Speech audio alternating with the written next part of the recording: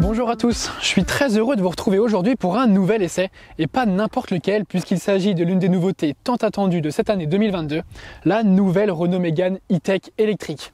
Alors, on vous en avait déjà un petit peu parlé quand même l'année dernière, je pense notamment lors de l'annonce du plan Renaulution en janvier 2021, ou tout simplement lors du dernier salon de Munich en septembre dernier. Mais il s'agissait surtout que des modèles de pré-série. Alors qu'aujourd'hui, on a le plaisir de vous faire découvrir à Marbella, dans le sud de l'Espagne, la version de série qui sillonnera les routes de France d'ici quelques semaines. Et le moins que l'on puisse dire, c'est que cette nouvelle génération de la Mégane n'a strictement rien à voir avec les précédentes, puisqu'elle adopte désormais un style de crossover, et puis surtout, elle devient le tout premier modèle de la marque aux losanges à s'équiper du nouveau logo. Au premier abord, cette nouvelle Mégane E-Tech se montre imposante du fait de ses attributs de SUV et son style de crossover. Pourtant, elle mesure 15 cm de moins que l'actuelle version thermique pour afficher une longueur totale de 4,21 m.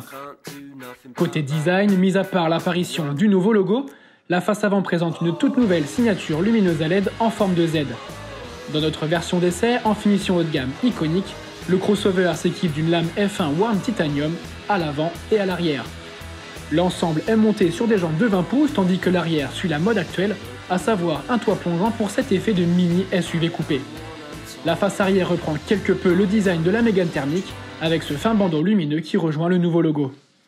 Nous voici à bord de cette nouvelle Renault Mégane E-Tech électrique qui présente une toute nouvelle planche de bord, donc avec cette grande interface numérique en forme de L qui totalise 24 pouces puisqu'on a un écran tactile central en mode portrait de 12 pouces et puis le compteur numérique de 12,3 pouces. On a également un nouveau volant, donc avec les différentes aides à la conduite disponibles sur le volant et puis comme pour l'extérieur, le nouveau logo au milieu du volant. En ce qui concerne les matériaux, même si on retrouve du plastique dur, ce dernier est compensé par l'utilisation de surpiqûres dorées. Dans notre version d'essai, on retrouve également des inserts en aluminium ainsi que du véritable bois sur les contreportes et qui fait tout le tour de la planche de bord.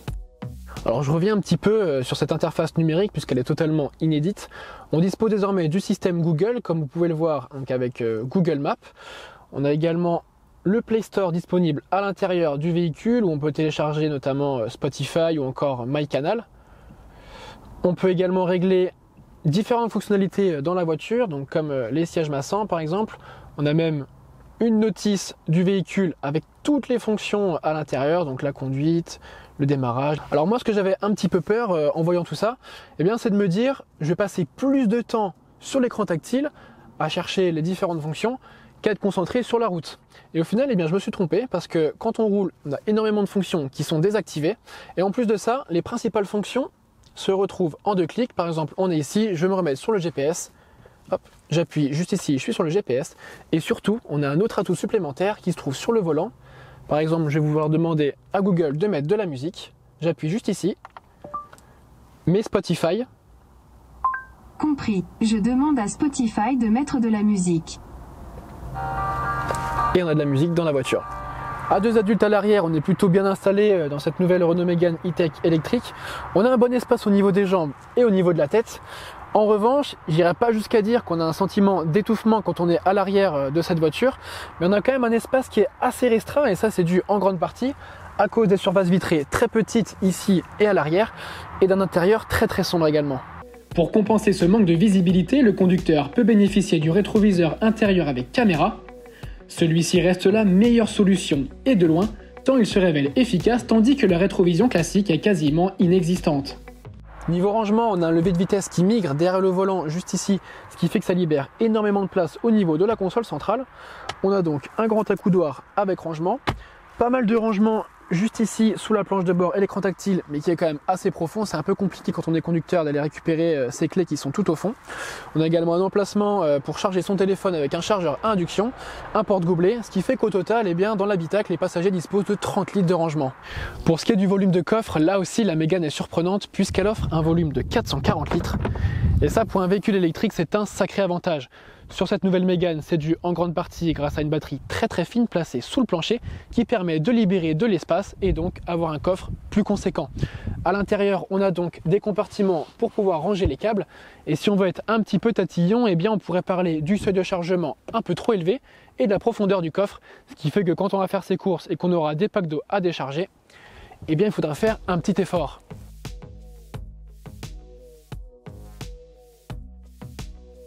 Allez, on va prendre maintenant le volant de cette nouvelle Renault Mégane E-Tech électrique. Donc on dispose de la version haut de gamme avec le moteur de 220 chevaux et la batterie de 60 kW.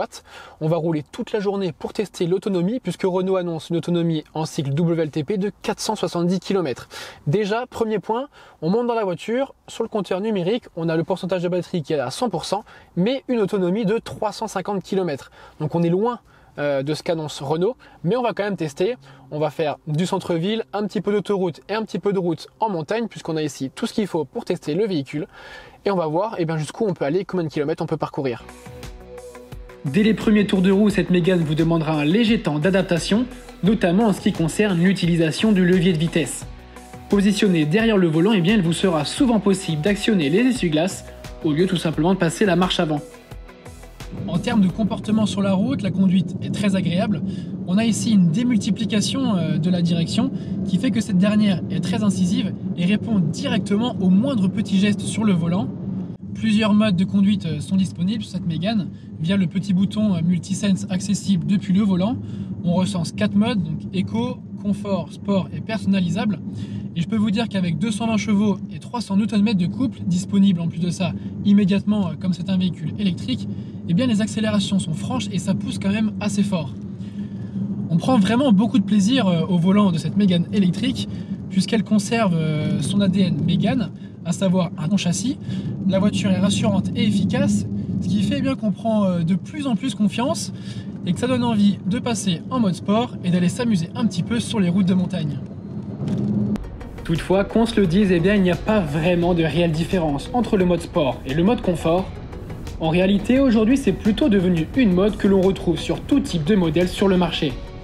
Cette Mégane électrique dispose d'un système multibras, ce qui fait que même avec ses grosses roues de 20 pouces, on ne ressent pas vraiment les défauts de la chaussée. En revanche, et je pense que vous pouvez l'entendre déjà à la caméra, au-delà des 80 à 90 km/h, on entend énormément les bruits d'air qui se font ressentir juste ici, au niveau du montant des portes. Et c'est un petit peu dommage parce que Renault s'était appliqué à mettre notamment une couche entre la batterie et le plancher pour une meilleure insonorisation de la voiture. Si on n'a pas vraiment besoin d'appuyer fort sur la pédale d'accélérateur pour partir, en revanche, il ne faut pas avoir peur d'appuyer fort sur la pédale de frein pour pouvoir s'arrêter. On a quand même plus d'1,6 tonne sur la balance avec notamment le poids des batteries et c'est pas comme sur un véhicule thermique où on peut jouer du frein moteur pour pouvoir abaisser sa vitesse. En revanche, sur un véhicule électrique, on dispose d'une autre méthode pour pouvoir abaisser sa vitesse. Si je vous parle du mode B, les propriétaires de véhicules électriques vont savoir directement de quoi je vais parler. Pour les autres, je vais vous expliquer en quoi cela consiste.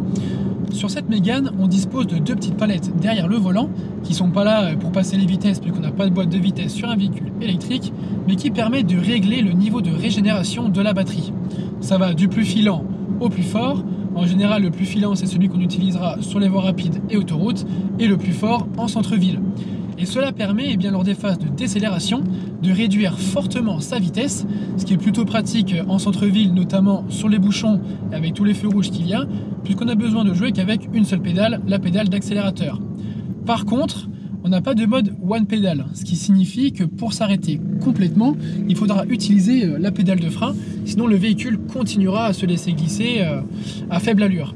Renault explique cela par un meilleur confort de conduite, et c'est vrai quand on y pense, en centre-ville, quand on veut se garer ou faire un créneau, c'est pas toujours pratique le mode one pedal, puisqu'il faut toujours appuyer sur la pédale d'accélérateur pour pouvoir faire partir le véhicule, et ça amène souvent des petits à-coups qui sont pas très agréables.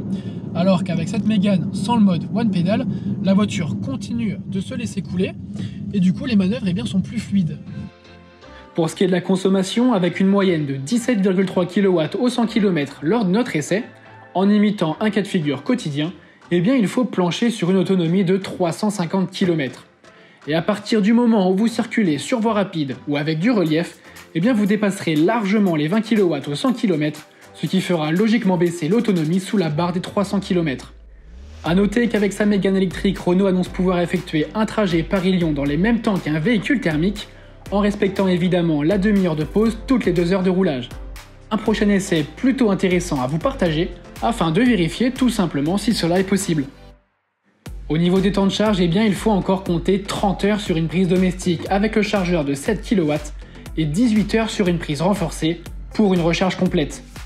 À moins de choisir l'option Optimum Charge qui permet de récupérer 300 km WLTP en 30 minutes, ce modèle reste bon à utiliser en zone urbaine. Côté tarif, cette nouvelle Mégane E-Tech électrique est disponible sous 3 degrés de finition différentes, à savoir équilibre, techno et iconique. Le ticket d'entrée de gamme débute à 35 200 € avec le moteur de 130 chevaux et la batterie de 40 kW.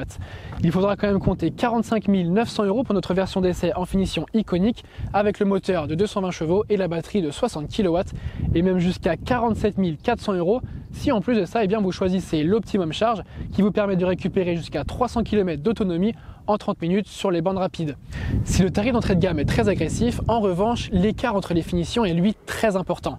Et au-delà des 45 000 €, vous ne pouvez pas bénéficier du bonus écologique de 6 000 €. Pas sûr que les clients se ruent donc sur cette version iconique à plus de 45 000 €, sachant que dans le même temps, la finition un cran en dessous, baptisée Techno, est très bien fournie également en termes d'équipement et propose le moteur de 220 chevaux, la batterie de 60 kW et en plus de ça, le chargeur Optimum, tout ça pour moins de 45 000 €, ce qui fait que vous pouvez bénéficier cette fois-ci du bonus écologique de 6 000 €, un plus non négligeable.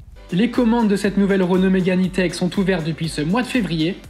Renault n'a pas souhaité communiquer sur le nombre de précommandes, ce qui présage un départ plutôt lent pour le crossover 100% électrique. Les premières livraisons interviendront courant avril prochain. Enfin, pour les antagonistes du véhicule électrique, rassurez-vous, l'actuelle Mégane thermique ne prendra pas sa retraite immédiatement puisqu'elle sera proposée au moins jusqu'à la fin de l'année 2023.